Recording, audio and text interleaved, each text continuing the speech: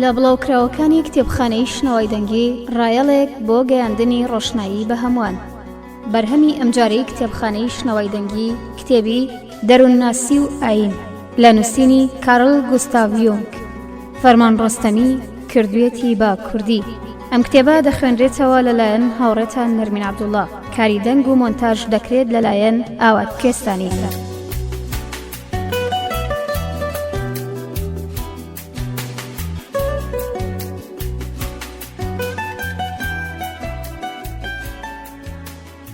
چاپی یەکەم تاران، چاپخانەی پەنجەرە، تیراژ 1000 دانە، نرخ 4500 دینار، بڵاوکار ماڵی سوهرەوەردی. دەروونناسی و ئاین بڵاوکراوەتەوە لە ناوەندی غەزەلنووس بۆ چاپ و بڵاوکردنەوە. ژمارەی لاپەڕەکانی ئەم کتێبە 175 لاپەڕە.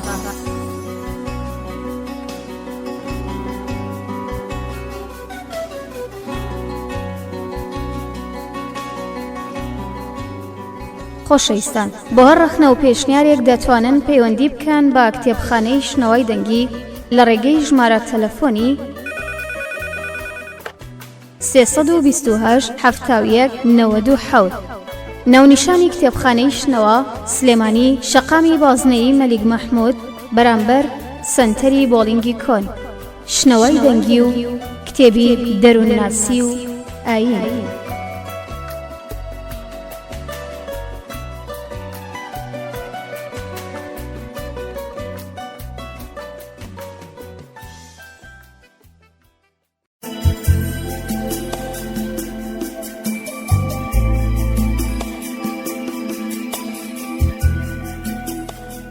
عزیزان، لەگەڵم بن بۆ خوێندنەوەی پێشەکی وەرگێڕی فارسی کتێبی دەروونناسی و ئاین لە لاپەڕە 7.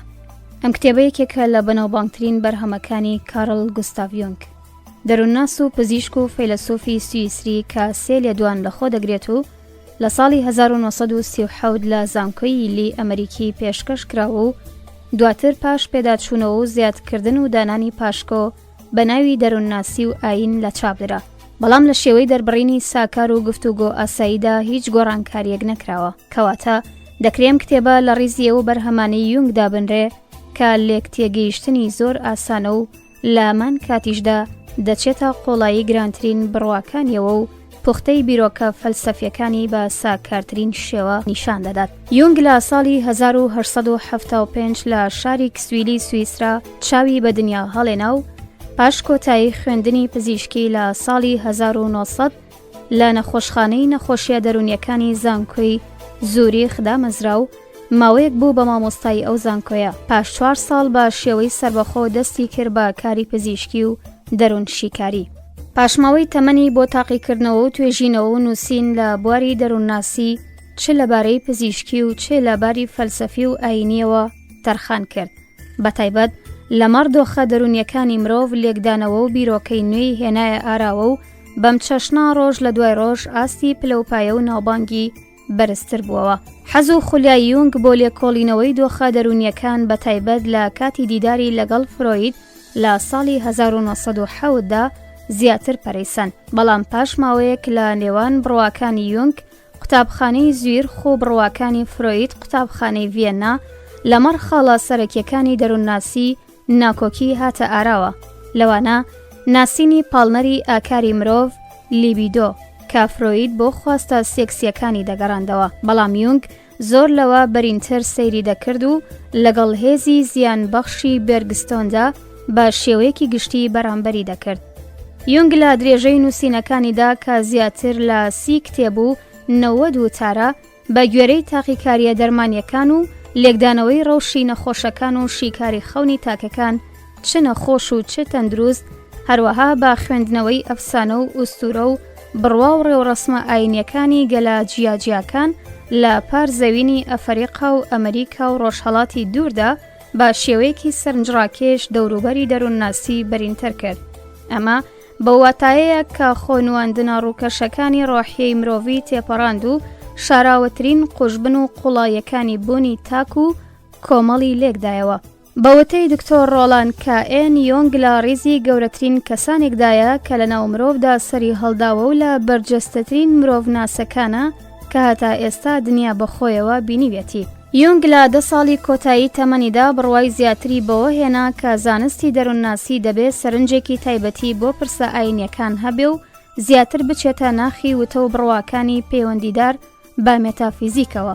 هەروەها دەبێ ئەو هێما و کنایە و مکاشەفە و تێڕامانانەی کە لە هەزاران ساڵ لەمەو پێشەوە بەشێک بوونا لە ڕێوڕەسمە ئاینیەکان و تەنانەت خەونەکانی مرۆڤی ئەم سەردەمەش لەبارەی واتە ئاینیەکانیەوە شرۆڤە بکەن و لێکی بدەنەوە. یۆنگ لە کتێبی تریدا وەڵامی ئەیوب دەڵێ پزیشک بەهۆی کێشەگەلێک کە لە چارەسەرکردنی نەخۆشە دەرونیەکاندا دێتە ئاراوە بە پێچەوانەی حەزی خۆی ناچار دەبێ باوردبینی زووترەوە ئاور لە پرسە ئاینیەکان بداتەوە. هەر بۆیە من لە کاتی پیریدا وێراومە لەسەر ئەو بنەما مەزنانەی کە بەسەر ئاکامی ئێمەدا زاڵن و کاریگەریەکی گرنگیان لە ژیانی ڕۆژانەمان هەیە بکۆڵمەوە. ئەم کتێبە یەکێکە لە بەرهەمە تێر و تەسەلەکانی لەمەڕ ئەم پرسانە. یۆنگ لە ساڵی 1961 لە وڵاتی خۆی و لە قەراغی دەریاچەی زیۆرخدا کۆچی دوایی کرد. لە حاڵێکدا ناوبانگی لە سەرانسەری دنیادا بڵاو بووەوە و گەلێک ڕێکخراوە لە وڵاتانی ئەوروپا و ئەمریکادا با ڕێبەرێتی ڕاستەوخۆیان ناڕاستەوخۆی ئەو پەرەیان بە بۆچوونەکانی و هەروەها ئەو چەشنە توێژینەوانە دەدا. هەروەها کتێبەکانی بۆ زۆربەی زمانەکان وەرگێڕدرابوون و بیر و باوەڕەکانی لە زۆربەی زانکۆکانی جیهاندا دەگوترانەوە. خۆشەویستانی من، ئەمە پێشەکی وەرگێڕی فارسی کتێبەکە بوو. دەچینە ناو کتێبەکەوە لە تراکەکانی دواتردا هاوڕێم بن.